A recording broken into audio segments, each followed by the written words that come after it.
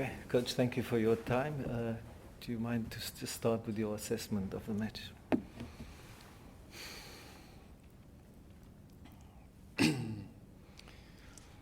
Okay, good evening.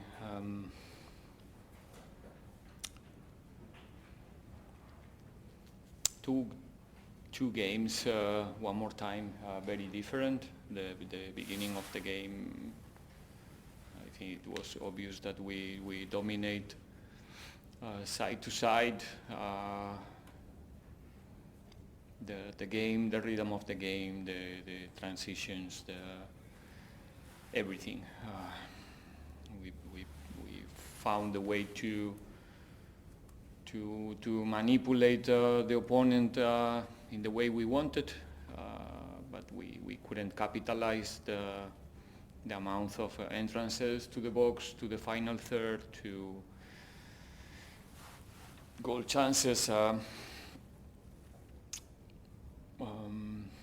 Just before, I think the first 30 minutes was totally for Pirates.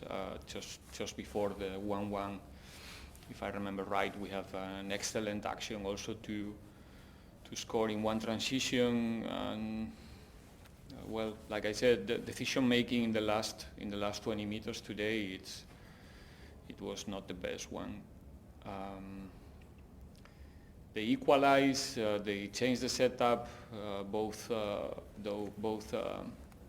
setups were pairing there on the field, and in that game they were a bit better physically than us in those duels when they match the formations.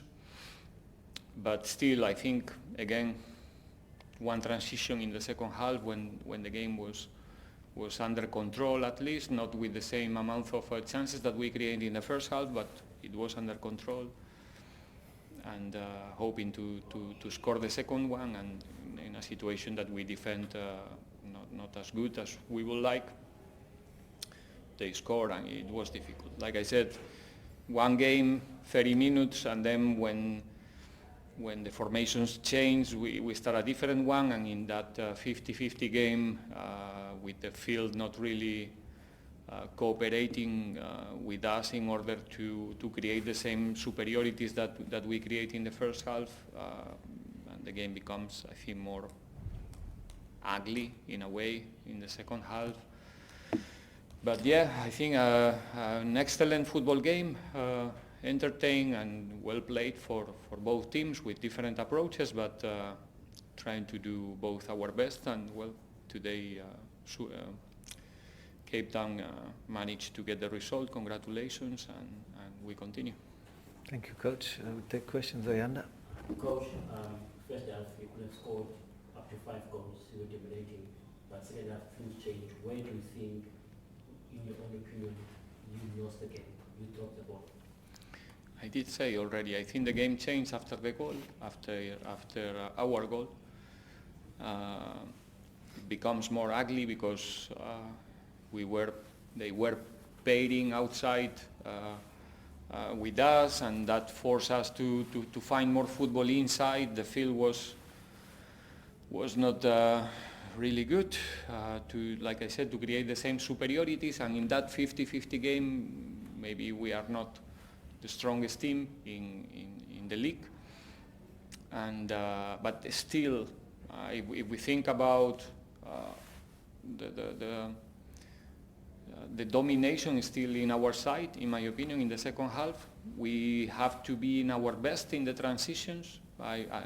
You just have to think about the duels between Tapelo Clocky and their strikers were always in the limit, but we took that risk because we still looking for the second goal. But like I said, not easy to be precise in the last meters.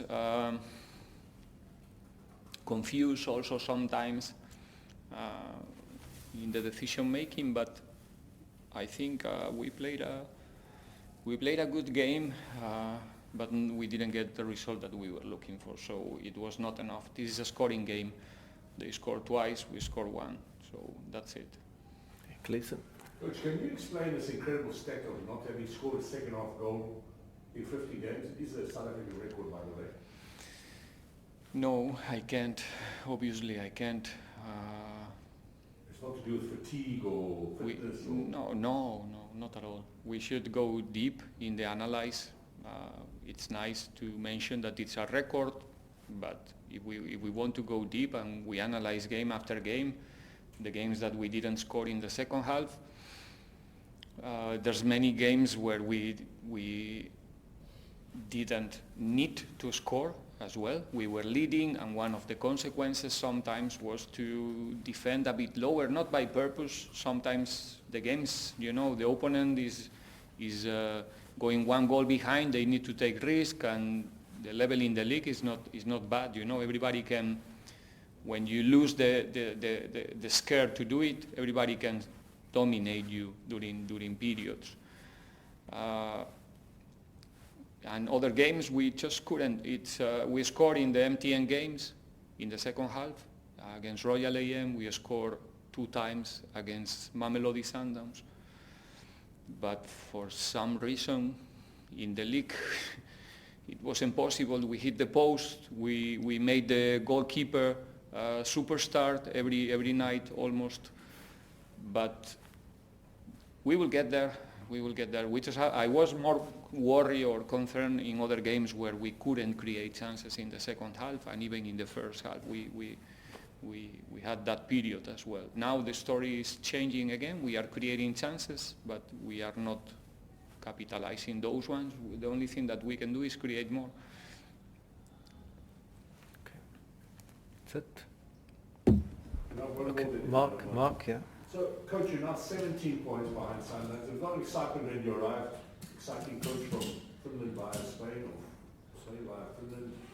And now the race almost looks already run. Okay, we accepted Mamelodi Sundowns as an exceptional side, but do you think there's still a chance to get Champions League football for Pirates next season? Do you think the side can go to... We still 15 games to play, so that's a lot of points to play.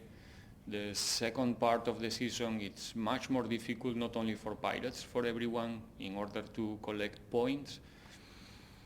There's no reasons to think that we cannot win 15 games.